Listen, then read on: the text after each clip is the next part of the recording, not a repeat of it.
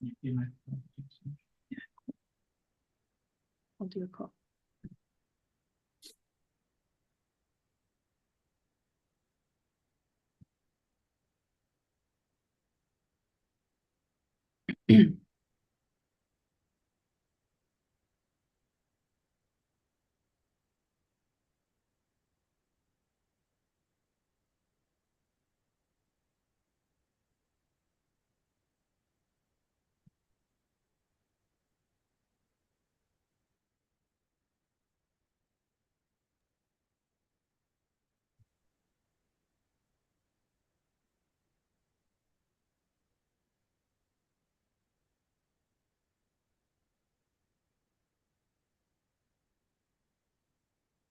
So, hi everyone, and welcome to the final day of Manchester in Translation, which is an online translation conference hosted by Overlook Press in partnership with Manchester City of Literature to celebrate International Mother Language Day, which is today. So, happy International Mother Language Day, everyone.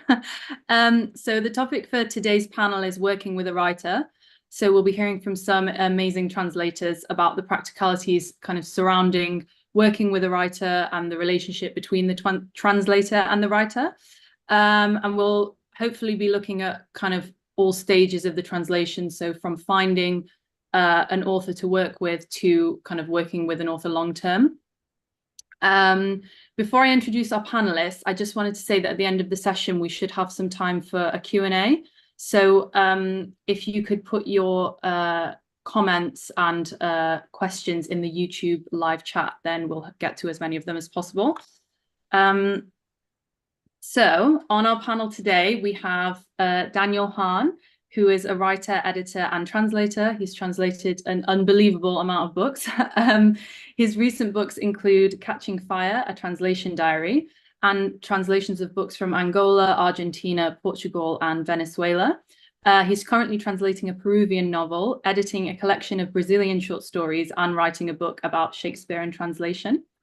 We also have Adam Talib, who teaches at the American University in Cairo and is the co-editor of the journal Middle Eastern Literatures. Adam is an award-winning literary translator of Arabic into English. His co-translation with Katharine Halls of Raja Alem's The Dove's Necklace was joint winner of the 2017 Sheikh Hamad Award for translation. Some other translations of his include Cairo Swan Song by Mekkawi Said, which was shortlisted for the first International Prize for Arabic Fiction in 2008, and the Hashish Waiter by Khairy Shalaby, both Hoopoe Fiction and AUC Press. And finally, we have Mui Poopoksakul. Mui's a lawyer-turned-translator with a special interest in contemporary Thai literature. Her latest translations, Venom and the Understory by Sane Sangsuk, were published in the UK last year by Cairo Press and will soon be published in the US by Deep Vellum. And she's also translated a pair of books each by Prabdoyun and Duanwad Pimwana. So welcome all of you. Thank you for being here today. So we've got a lot of young and aspiring and emerging translators in the audience today. So I kind of wanted to start by asking you all to briefly introduce yourselves a bit further by talking about how you got into translation in the first place, because I think there's a lot of ways into the industry, and I'm sure everyone would be kind of interested to hear about those different ways. Maybe we could start with you, Daniel. Sure. Thanks. Well, hi, everyone. It's very nice to be here. I have been translating for quite a long time, and a lot of what we now think of as the ways into the industry, many of them didn't exist 1,000 years ago when I started this. And so I began in the way that many people began in those days, which was sort of accidental. I had languages in my life. Portuguese and Spanish are respectively my mother's and father's first language, growing up language. And so I had those as sort of heritage languages that I've had around me always.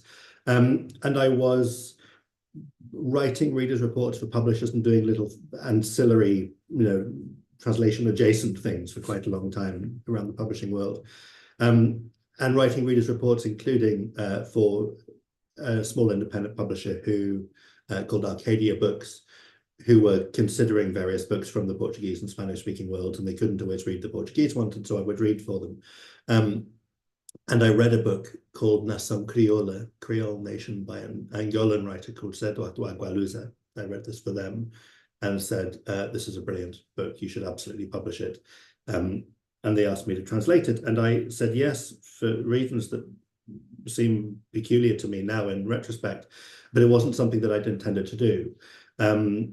Having done it, it seemed obvious that it's something I should do because I think I was okay at it and it was fun. And I sort of knew, there were some things about that I knew instinctively. And like I say, that I had that other language quite deep in my bones, I think.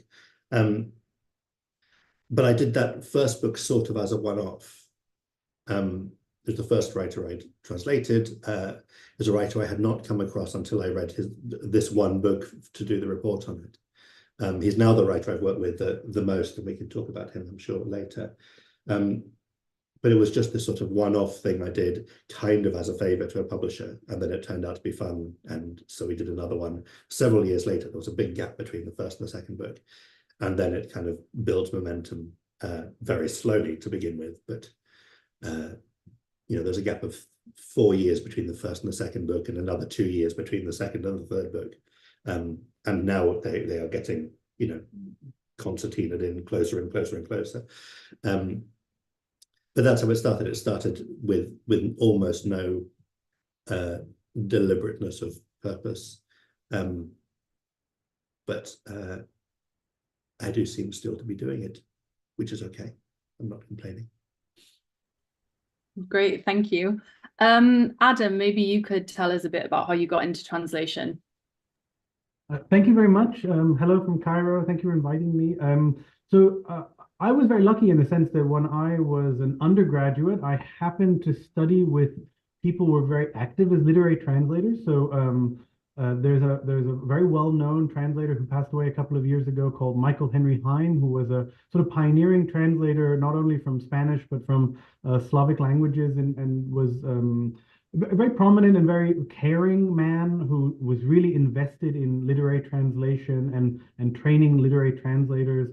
And he was a central figure in my life. I mean, ultimately it's a biographical question, so I'll give you biographical details. But I mean, it was really through him. I can't really imagine how else I might have found my way into the practice, or even the kind of the possibility of being engaged in literary translation. But of course, alongside Michael Hein, I was lucky to study with people like Michael Cooperson and Hela Halim, who are also engaged in translation of Arabic. So I had this kind of very lucky and very coincidental opportunity for mentorship as an undergraduate. And then when I came to Cairo as an MA student, things have got better to a certain extent for Arabic literature in English translation, but the American University in Cairo Press, which is the publishing arm of the university where I teach now, is very prominent in publishing Arabic literature in English translation.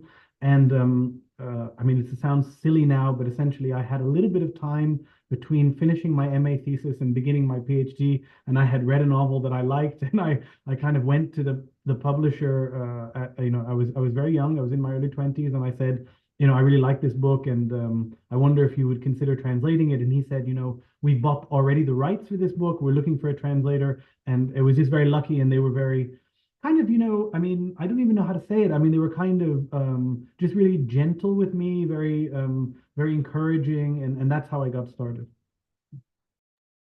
Wow, that sounds great. And Mui, maybe you could tell us now about how you kind of entered the industry. Hi, everyone. It's nice to be here. Thanks for having me. As Isabella mentioned, I used to be a lawyer, so I'm a career changer. I didn't actually start translating until I was already in my mid-30s. Oh, I should mention that I'm Thai, so Thai is my native language. And so I did study literature. I did comp lit as an undergrad, but then I went to law school and I practiced law for a number of years. I was a tax lawyer, so total change. But after some years, I just realized that it wasn't what I wanted to do for the rest of my life, or at least not the only thing I wanted to do professionally. So I did some soul searching, and because I love being a student, I think the only thing I knew to do to sort of hit restart was to go back to school. So I went back to school and I did an MA in a course called Cultural Translation at the American University of Paris. And so it was an MA, not an MFA, but my thesis was a full book translation with an introduction. And that thesis became my debut translation, which is the sad part was. And I had a wonderful advisor when I was at AUP, Daniel Hahn, who has his hands in various things, so advised me like on so many fronts. I was in a completely different world. I worked on Wall Street, didn't know the first thing about literary journals. He was just like, read this, read that. And so I really like had so much help. So I think going back to school was really helpful for that, even though I don't really think you need a translation degree to become a translator, but I think it did help, like basically clue me in and give me some confidence and talking about the book, knowing a few names of publishers and things like that. So great. And maybe Mui, you could also give some advice to the viewers about how can they kind of initiate this relationship with an author that you might need when you're looking for something to translate. You might have read like a really amazing book and you want to translate it, but what advice would you give to kind of new translators when they're trying to initiate a relationship with an author?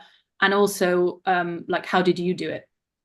Right. So I guess I should start off by mentioning that I translate from a language where most authors don't have agents. So maybe Adam and Danny will have different experiences. But so in Thailand also, Thai authors generally hold their own rights. So I knew from the start that to start any project, I needed to reach out to the author. So I at least knew that.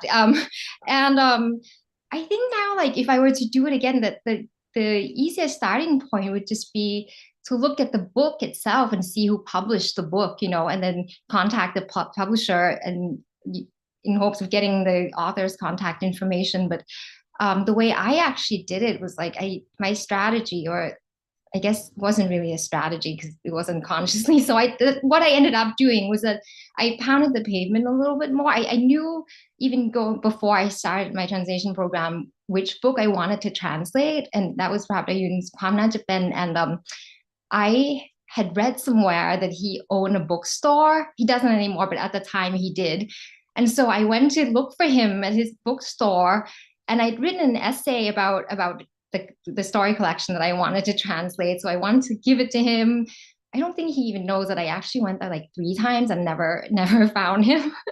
And then it was time for me to go to Paris. So I had to do something. So I left him my contact information and the essay. And he actually ended up writing me back. I mean, I was so thrilled. I was like jumping up and down when I got his email.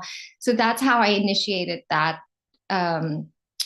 relationship. But as far as Dianwat Pimuna, I think, I went to the Bangkok Book Fair, which is not like the London Book Fair. They don't sell rights, they sell books. And so, but authors do sometimes go, but she didn't go. But I found her publisher who put me in touch, and he's like sort of become my fairy godfather because he actually also publishes my other author, Sine Sang-suk. And so that's how I got in touch with him, because Sine is actually a bit of a recluse. So I needed a way in definitely. And so knowing Kun Vieng was like tremendously helpful. Yeah. Oh, that's such a great story about Pravda Yoon and the bookshop.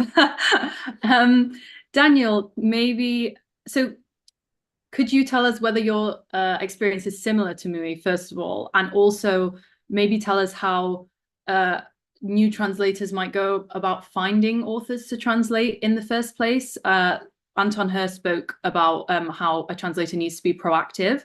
So I guess my question is, how can they be proactive? Should they be, just reading widely? Should they be going to festivals? Like what kind of practical tips would you give for finding someone to translate?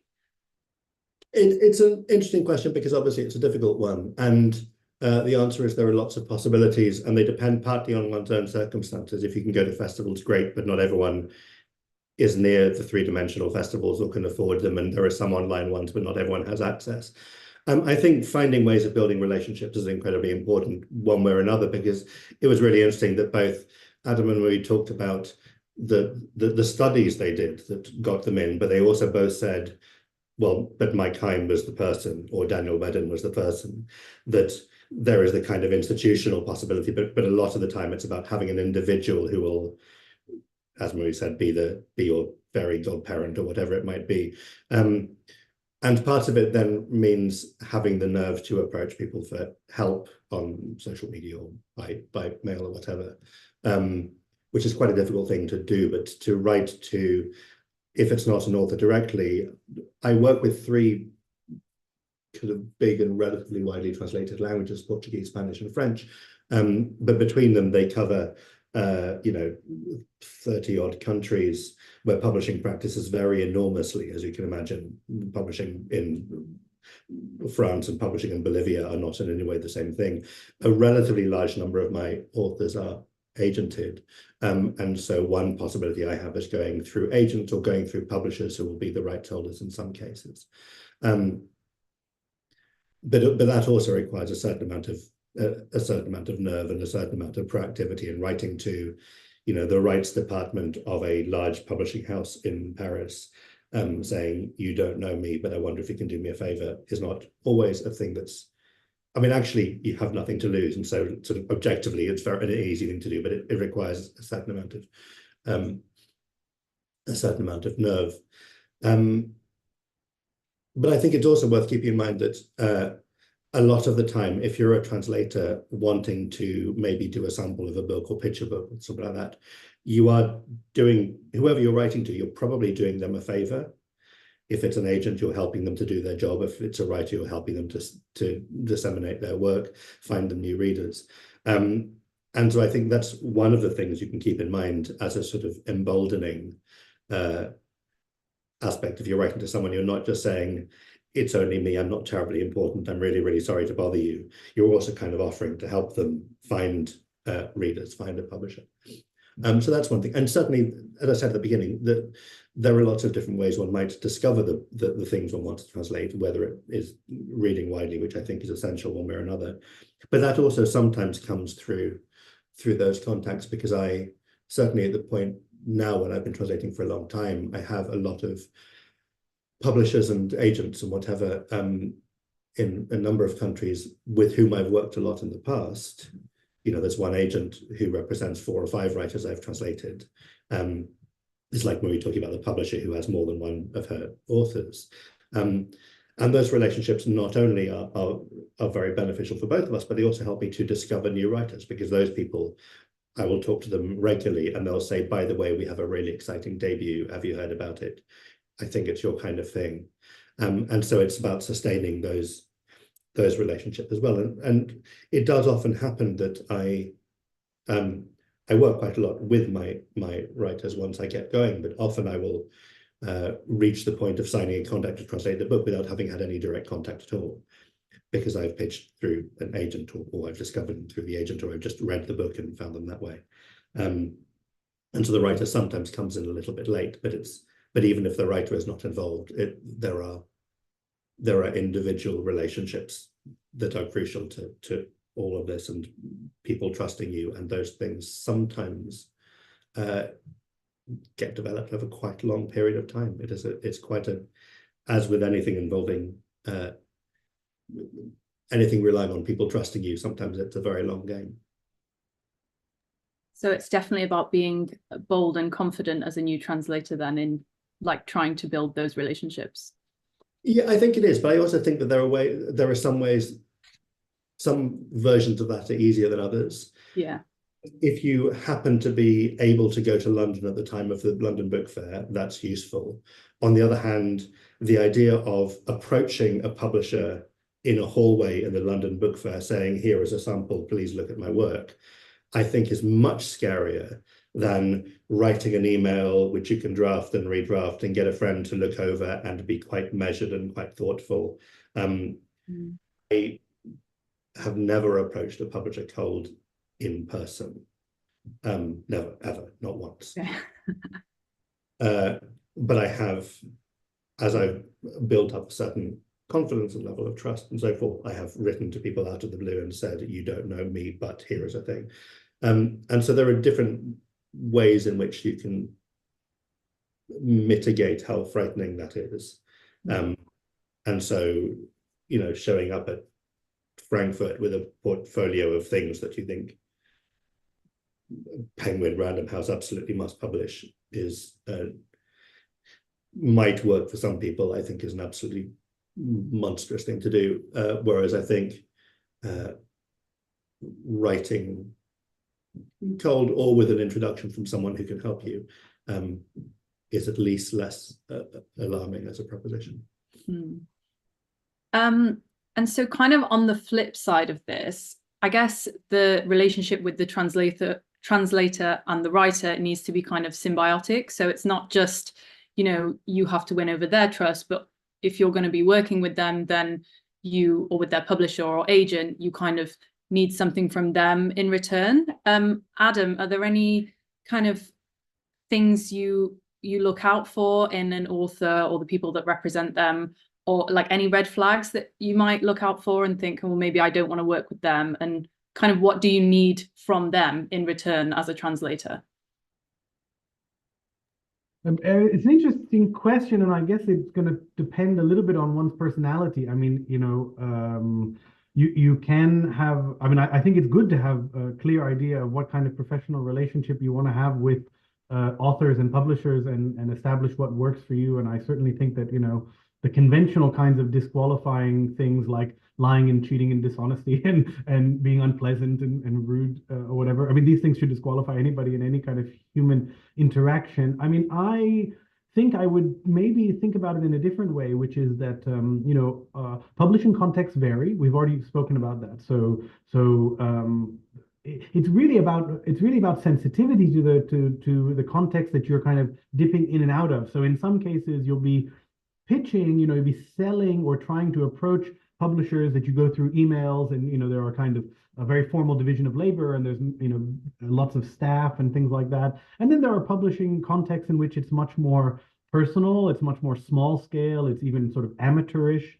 And I think really sort of being sensitive to those things, to understand that, that these things can, I mean, people's personalities can often reflect the context in which they work rather than being, characteristics. But I mean, I don't know to what extent I would approach a relationship like this with a long list of do's and don'ts. I mean, I think in some ways the translator is another actor in this commercial relationship between publishers and writers and things like that. On the other hand, I mean, it's been the case in almost all of the works that I've translated, that I've been involved in, and that I'm a sort of, you know, younger junior partner, not as prominent a name, not as integral to the primary commercial relationships that are being worked out. And so I have often, you know, like I sometimes do in my personal life, I've often tried to make myself, you know, affable and pleasant and easy to work with and on time and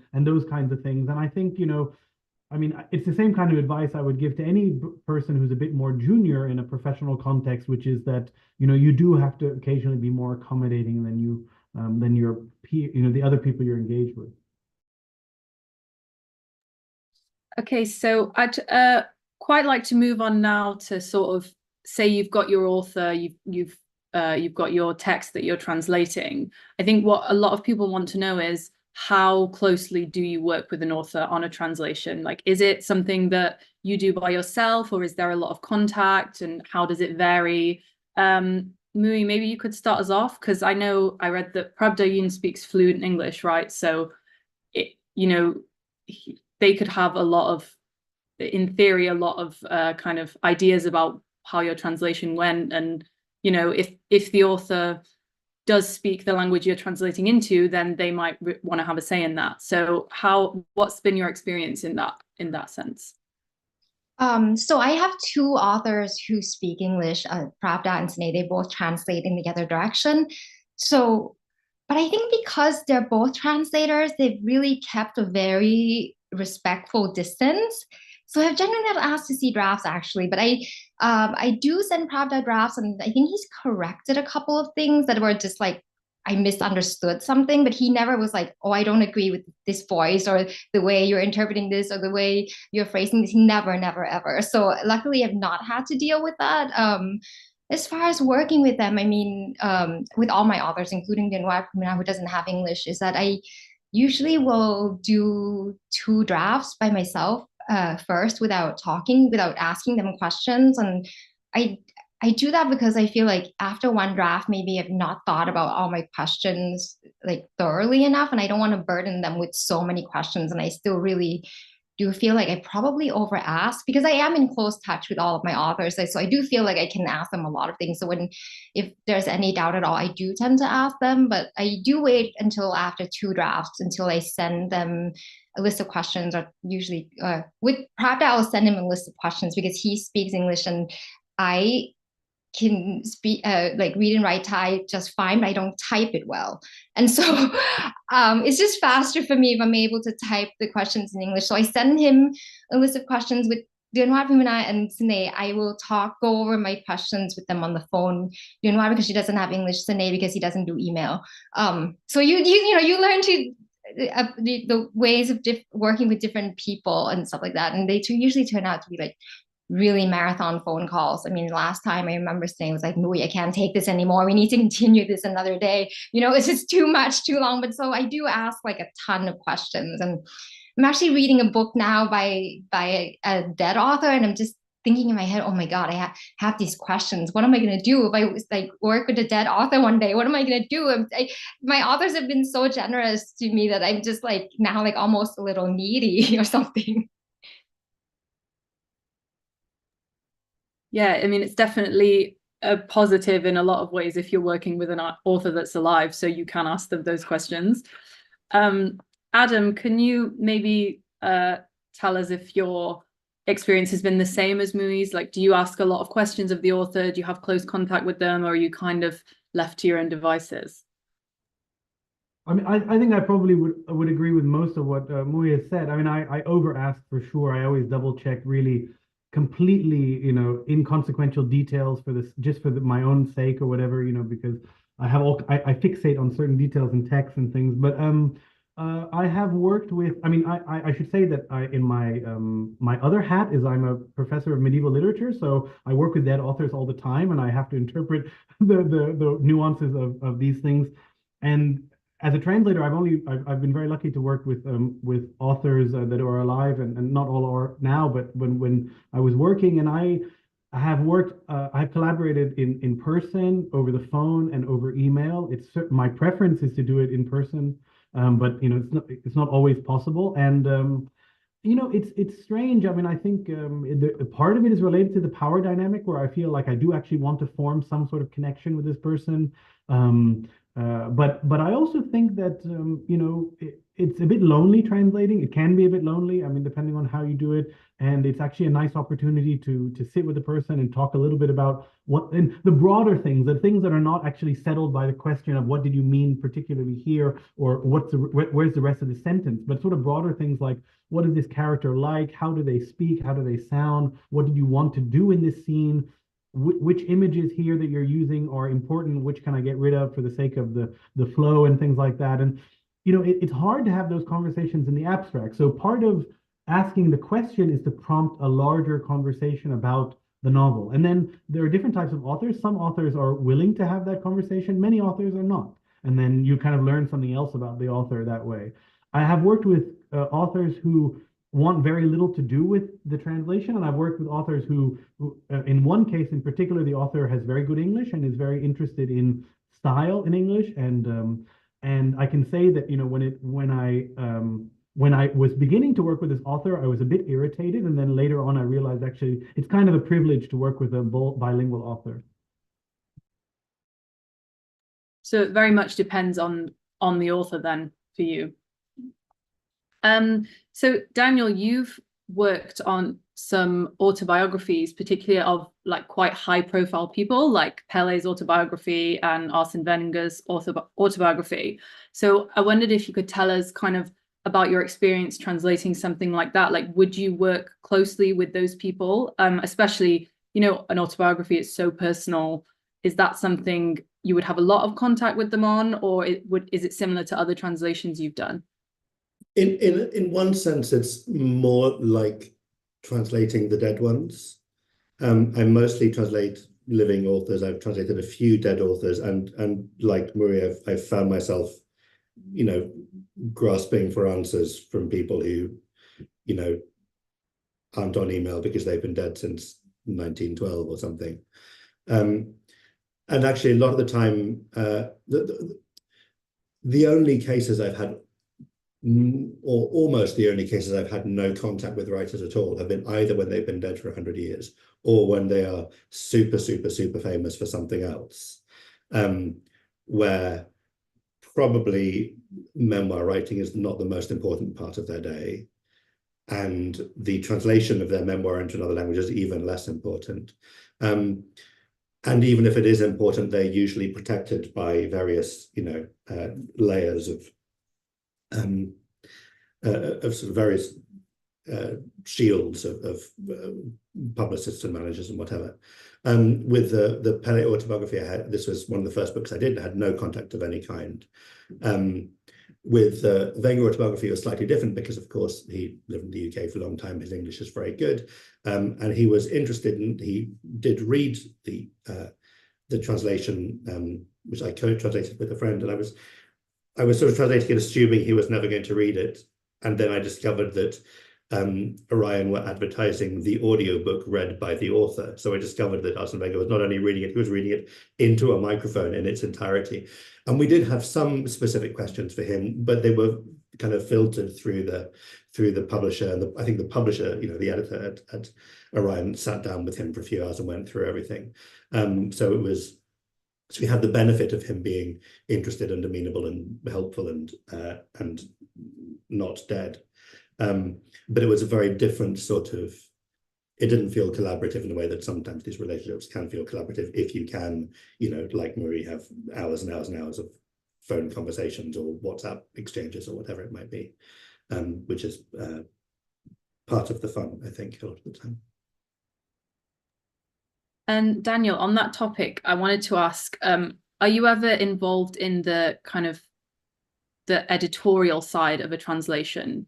Because obviously, like, one way to get into translation is to translate a book or story or something that's already been published, but another way is to be involved in something that's being simultaneously translated and released, like, in lots of different countries. So in that, like, scenario, would you ever be involved in kind of like editing something a bit rather than just doing the translation so it fits the audience of the language you're translating into?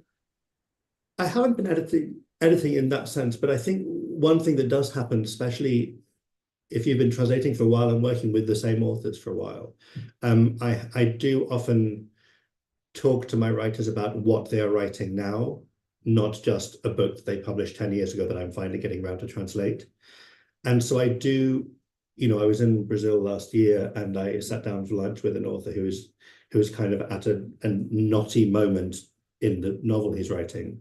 And like any other friend of his, I talked through it with him and made suggestions and asked questions. And it's interesting to be involved at that stage, you know, at the point where a writer hasn't published their book and emails around a few friends, you happen to be one of them, saying, what do you guys think of this title? Or can anyone suggest a really good whatever? There was one interesting case I'll mention just briefly, which was during the first COVID lockdown, the beginning of 2020. A Portuguese writer I translated, Gonçalo Tavares, was writing what he called his plague diary, which was a daily column in a Portuguese newspaper. And he wrote one a day for 90 days uninterruptedly. And that was something that I and a few other translators around the world translated kind of as it went on. So each night he would submit his piece to his newspaper, but also send it to his translator in Greece and his translator in Mexico and to me, and I think there might have been one other. And what's quite interesting is that our involvement as translators, kind of, there's a sort of loop in which it feeds into what happens next. So tomorrow's entry might say, oh, my Greek translator so-and-so, when I sent her yesterday's piece, she pointed out that actually there is this other story about Freud, which is quite interesting and relevant. And at the time that felt like a sort of I mean, it's a wonderful piece of writing, but a sort of transient thing. But now it's very odd that those things have become books. And so there is the entire diary in book form in Greece and in Mexico, and ours is coming out there sometime this year, I think. But it's a very interesting thing to see the translator as part of the evolution of the book, sort of contained within the book. There's another thing which I will just mention briefly, which is that it does happen, I think, increasingly, because certainly the languages I translate from, on the whole, the writers are not getting very much editorial input from the publishing industry. They might have friends who read their work, but they won't, on the whole, have quite demanding, awkward, question-asking editors in their publishing houses. And that does feel like something that translators are doing more of at the sort of English language publishing end. So I will much more often than I used to work with an editor at Faber or wherever, not just to do little line edits on the book, but to go back to an author and say, actually, there is this quite substantial thing that we might want to think about. How do you feel about that? And the author obviously is the key decision maker in how much they're going to change from their version to the English language version. But it means the translator has the possibility of being involved in not just having to do whatever the author's written on the assumption that it's unimprovable, but actually being involved in a conversation where I can write to them, especially if I've been working with them for a while, and say, you know what would be great, actually? You know what would make this, you know what would be a really good way of ending this chapter? Either because it hadn't occurred to them and no one suggested it, or because there's a thing that I happen to be able to do in English that they can't do in Portuguese or whatever. And that also comes from a sort of developing relationship where they will trust you. So if a writer, if I write to someone I know well and say, can I make a small editorial suggestion? They're not going to think, oh, I know what he's going to do. He's going to rip my book apart and replace it all with car chases and sex scenes, because you know what the commercial market is like. He knows that I understand what he's doing, or she knows that I understand what he's doing. And so there are sort of what you might call editorial possibilities from the point at which they start writing a book, when you are, chatting on WhatsApp and they're complaining about not being able to get the voice right the way through to, we're at proof stage of the English translation, and you suddenly go, actually, let's swap these two chapters around. That would be amazing. If you imagine just chapter 17 and 18 reversed, and actually that would completely transform the pacing of the second half of the book. And that's fun. Yeah, sounds fun. So obviously we talked quite a lot about how it's great to be in contact with the author and to translate a contemporary author, because it means that you have that opportunity to go to them and ask them questions. I'd like it if you have one, for you all to give me like a specific example of when you had something you were unsure about in a translation and you actually went to the author, or alternatively, maybe you decided not to go to the author. Mui, maybe you could start us off with that and tell us, if you went to the author, like why did you choose to do that, or why not, Sure. See, I remember once I asked Duanwat Pimwana about the gender of a minor character, and it was to do with the way that Thai kinship terms that work differently from English language kinship terms, so you don't identify your parents' siblings based on their gender, but rather which side of the family they're on and whether they're older or younger than your parent, that's their sibling, right? So then it can happen that a minor character shows up whose gender you cannot tell, and in English you need to sort of go one way or the other, or you can write around a bit. At some point you might start sounding like weirdly evasive when the text doesn't mean to be at all. So you need to pick one or the other. So then I asked him, like, is this character an aunt or an uncle? Like, is this person male or female or something else? And then because I work so closely with her, I just didn't want an image or a character to show up and then be something completely different than what she had in her head. So even though it wouldn't technically be a mistranslation if I had chosen whatever gender she didn't have in mind, but surprisingly, her answer to me was, "Will you just pick one for me?" So I was like, okay, yeah. So Yeah, that I was. think gender's a really big one, isn't it, with translations? Yeah, in Thai also, like there's basically no grammar, so no singular or plural. So sometimes you can't, I mean, it's actually rarer than you would think, but sometimes you can't tell if you should put a noun in singular or plural. So then I'll check with the author there too, even though like, one could argue for, interpreting it on your own. Hmm. Adam, do you have a similar story? I mean, nothing as good as that, unfortunately. I don't know. I mean, in my case, I mean, I ask hundreds. I mean, if you're talking about a novel, I ask hundreds of questions, and so I don't think it's necessarily fair to the author to ask them all these questions when you have other people in your life who could provide plausible answers. But I mean, I sort of, I sort of operate in this way. In one case, when I translated the Hashish Waiter, this was the second translation of the novel into a second translation of the novel, and I am friends with the translator into French, and so actually I was able to just primarily ask those questions of the French translator, in part because it was a little bit easier to be in contact with them than with the author, who was very sort of prominent, and I didn't necessarily feel like I could impose on them as much, but for me the asking of questions of the author, other speakers of the language, speakers of English, to ask them whether they can understand what is meant or things like that is a constant process throughout the translation, throughout the draft of the translation. And in my case, there are particular sort of set piece moments when I interact with the author, whether in person or by email or by phone. And so I'm not constantly in dialogue with the author in the way that I am with other people. And Daniel, what about you? Do you have any specific examples of when you have or haven't gone to the author?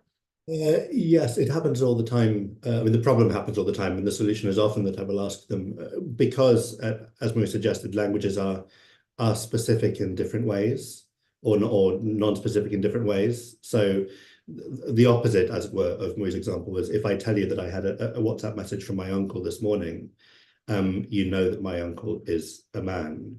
You don't know if it's maternal or paternal. You don't know if they're older or younger. So actually, there are lots of non-specificities in there, which you don't even notice, I think, a lot of the time, if that's your language, until you have to move them into a different kind of informational structure. A lot of the problem is when there is ambiguity, or more than that, when there is sort of ambivalence, I guess, when it's not about we don't know which one they mean, but you know that they mean both. And I had one of these yesterday. In fact, I wrote a co-translator and I wrote to an author. In Portuguese, the words for history and story are the same. And sometimes it's very clear from the context which they intend, or at least which they intend principally. They often intend both, but which one principally. The words for essentially destiny and destination are the same, for fate and destination are the same. And again, one might use one, but you might also use the other one sort of figuratively, destination meaning not just a physical one, but a figurative one. And so sometimes I'll write to an author and not say, I don't know what this word means, but say, I'm going to have to make a choice. And I'd be interested in your feeling about, at this point, are we emphasizing, I have to choose between history and story. There are things I can do to blur it, and we actually came up with a neat solution to be slightly blurry about that yesterday. But a lot of the time, it's not that I don't know what the possible meanings of this word are, and it's not that I can't make some kind of informed guess based on my understanding of what the author is doing, but I do, where I can, get feedback and say, just so you know, I'm making this choice. I might say I'm inclined to go with story here, and then as the novel progresses, the picture might expand. We might use the word history much more. He suggested something using the phrase "an old story" yesterday, which immediately gave that sense of it being a story in the sense of a narrative, but also something that is operating on a slightly different scale. But yes, those are often the things for me. It's not usually that there's something I read and go, I don't know which of these meanings it is. I know that it's both of them, if the writer is deliberate. I did a couple of years ago write to an author and say, I need to choose between these two things. Which did you mean? And he wrote back and said both. And I had to write again and say, I mean, I know that, but that doesn't help me. I'll make a decision myself. I'm very happy to make a decision myself, but just so you know, we're going to have to sharpen the focus one way or another, and create maybe other ambiguities or ambivalences in English to make up for it. So I want to move on now to kind of what happens when you work with an author long term. So Adam, could you tell us, do you feel that as a translator, it's easier and your actual process of translation becomes easier when you have worked with an author before, maybe when you know them better? Do you think that the process of translating actually becomes easier in that case? My experience in this regard is quite limited. I mean, I have worked with authors on different projects, but I haven't done it in any kind of long-term way, so I can't really answer this question, I'm afraid. Mui, maybe you could answer the question. I know you've worked with 2 authors on 2 books, right? Is that correct? 3 now. I do find that it's easier, because hopefully you've earned their trust and they know the routine, you know the routine of what it's like to work with them. So I do definitely find the second book to be easier. You don't have to explain as much, yeah, but as far as I think that's basically it. Just the logistics are easier, but it doesn't really change how you work with them, I don't think. Yeah. And is that the same for you, Daniel? I do have, so I'm in Lisbon at this moment, and I arrived yesterday, and when I arrived in Lisbon airport, I had, as I always do, flashbacks to the first time I landed in Lisbon airport, which was just after translating that first book I mentioned, and I came to Lisbon to meet the author.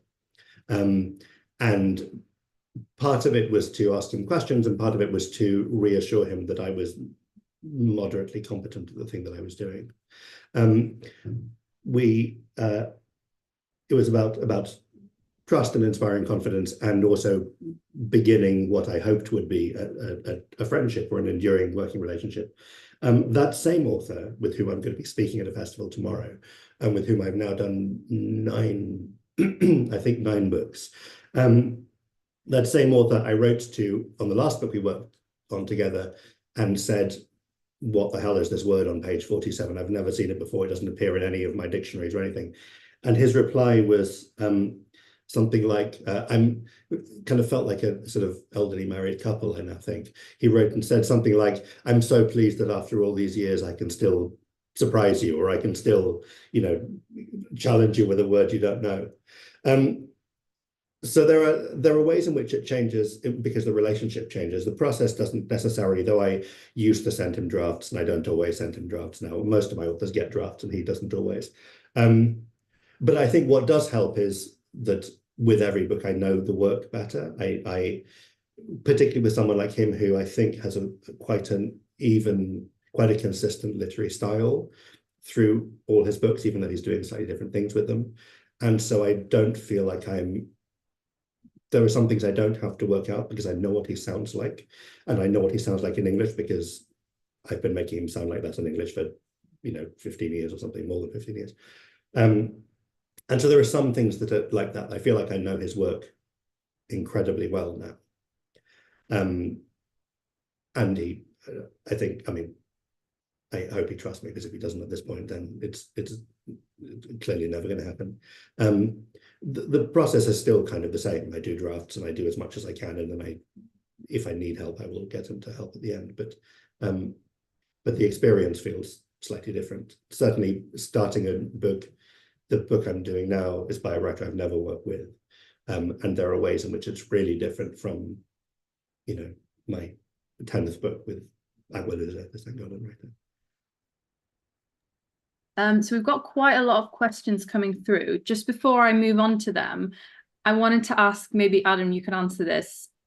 Where do your loyalties lie as a translator? So obviously in the publishing world, we kind of are thinking a lot about the reader and the reader experience. But as a translator, especially if you're working closely with an author, you also care about, what their idea was of the text and how they wanted to come across. And I guess, is it for you more about the reader experience, or is it more about kind of including something that's true to the original text, even if it maybe isn't quite right, in inverted commas, in the kind of target language?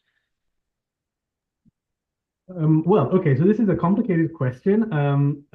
Reading a translated text, I think the readers, I mean, when we think about reader experience, I mean, one of the things readers may bring to the experience of reading a translated novel is an appetite or openness to novelty. So in some ways, these things are not in contrast. I mean, we don't necessarily need to contrast these things. This whole idea of loyalty obviously is a kind of, it's not how I think about it. I don't know if I once did and now I've changed or whatever, but ultimately, you know, it's a let's call it a story. It's a story that's being reproduced and adapted into four different audiences at different times.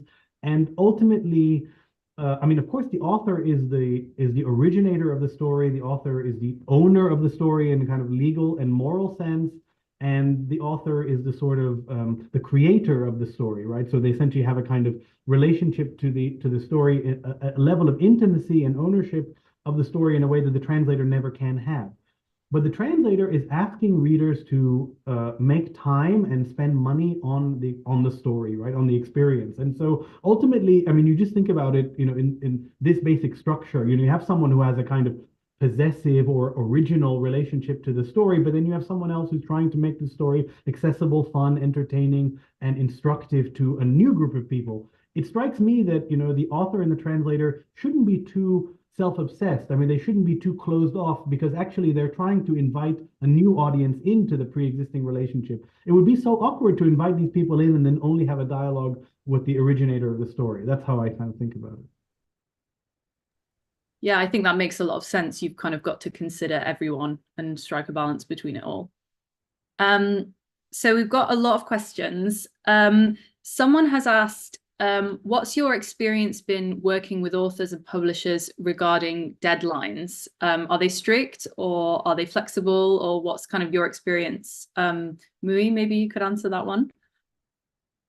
Well, authors generally don't impose deadlines. I don't think, at least not with me. But publishers, I mean, that's on the target language end, right? I mean, you can negotiate that in your contract, so you can see what your schedule's like and what the publishing season that you're going to be in is going to be like. So I think that's a conversation between you and the US or UK or Australian publisher. Yeah. And so someone else has asked, this is kind of following on from Daniel's point about like being involved in the editorial. Do any of you have any thoughts on kind of treating translation as its separate artistic practice rather than as something that's inherently connected to its like to the source text? Do you kind of have any thoughts about being a bit more experimental and treating it as its own thing, I guess? I don't know if any of you want to jump in with that one. I mean, it comes back a little bit to what Adam was saying in your question about loyalty, because the only reason this is a question is if we make assumption that translation is doing something else. If you make an assumption that translation is going to be about loyalty or fidelity or you know, a kind of identical representation somehow, then everything else is going to be experimental, which you either think of as exciting or you think of as delinquent, I guess. But there's an interesting, I haven't done anything that I think I would consider experimental in that sense. But it is interesting when you come to, as I've done a couple of times, translate something like a classic that's been translated before.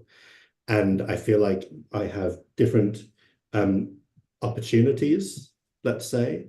The expectation is not that this is going to be the first and probably the only way people will get access to this thing, that I'm doing my version of it. I have probably in those cases tended still not to be as bold about sort of deliberately imposing certain ideas I have about, you know, my own aesthetics, poetics, whatever it might be.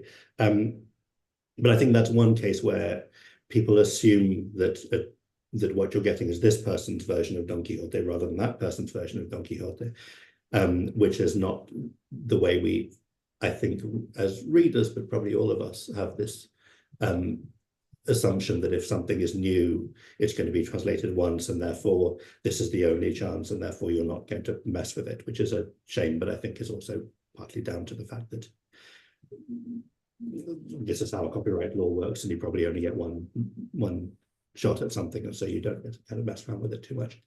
But there are opportunities in working with something that is in the public domain,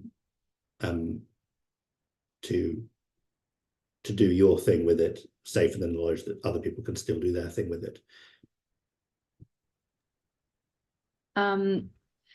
So someone in the comments is telling us that they've just translated their first book, and their name's going to be on the book, which is very exciting. But they'd like to know if you remember kind of that feeling of having your name on a publication for the first time as a translator, and maybe one of you could kind of share your experience of that, and if you remember how it felt and what it was like.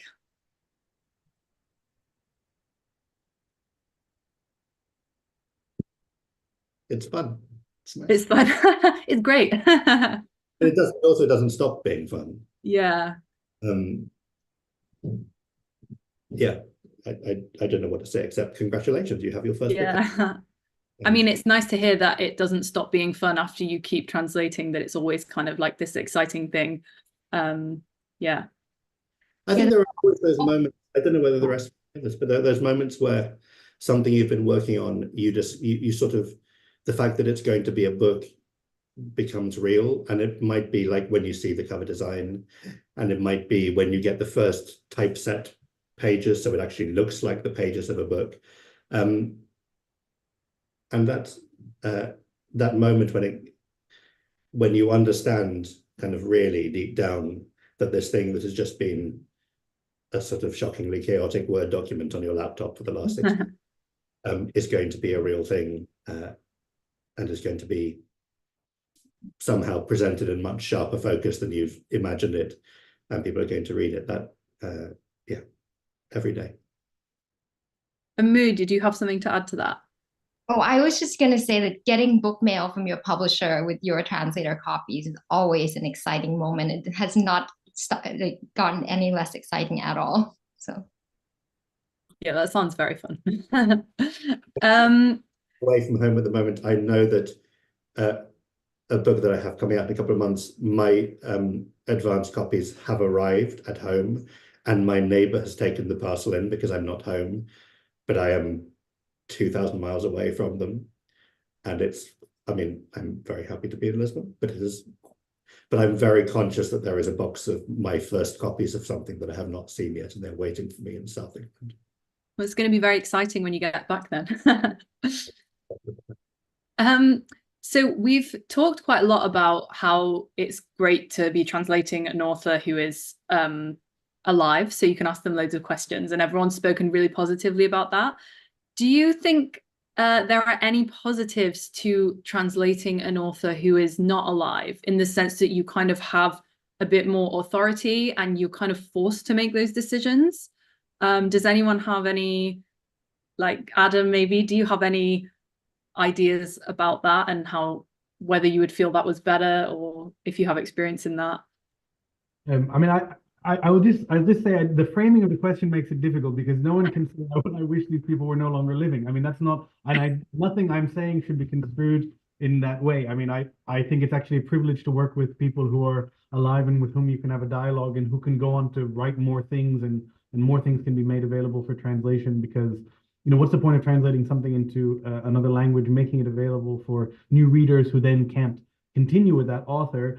But of course, you know, I don't know, I can be a little bit philosophical about this. I mean, so long as the author is living and is willing to engage with translators and readers about future adaptations and versions of their work, then the literary work is more like a communication act, right? I mean, it continues to be in dialogue, and that depends partly on the person being alive, but also the person being open. So you can have some authors who are you know, living, but sort of might as well be dead in the sense that they don't want to engage with new readers and translators. But of course, when authors are not alive or not available, it's the translator is a little bit more alone in that sense. But I mean, I think that my experience as a translator has always been that I'm always referring to other people. So either speakers of the source language or the target language, or readers, or just random people, because ultimately, you know, the what's fundamentally unsatisfying about the written language is that we don't always have the opportunity to seek clarification like we would do in speech, and you need to continue to do that whether or not the author is the source of the further context. And you know, the author in this, you know, by definition, the author is like the Pope cannot be wrong, right? So when you ask an author what they mean, they don't necessarily need to know what they meant, but they just need to provide an answer. A living author or a dead author, I mean, you can find other people to provide that same sort of function, because really it's not the truth that we're after, it's really about what you were saying about the authoritative interpretation. And I suppose you don't necessarily have less authority just because you have a dialogue with the author. And it's, yeah, I mean, it does sound very much like it's more helpful to have that dialogue. I mean, not just with the author, but you've all said about just other people in your lives and other people who can provide that interpretation for you. Unfortunately, we've run out of time, but this has been such a great session. Thank you all, Mui, Daniel, and Adam, for coming to Manchester in Translation and for giving so much practical advice to everyone who's watching. Just so everyone watching knows, you can still stream this. If you want to rewatch any of it, you can stream it on our YouTube channel at Mr. Press. It's recorded there. And you can also watch our panel yesterday on decolonizing translation and Anton Her's keynote as well. So thank you everyone for joining us. It's been great. And yeah, hopefully we'll see you soon. Thank you very much. Thank you.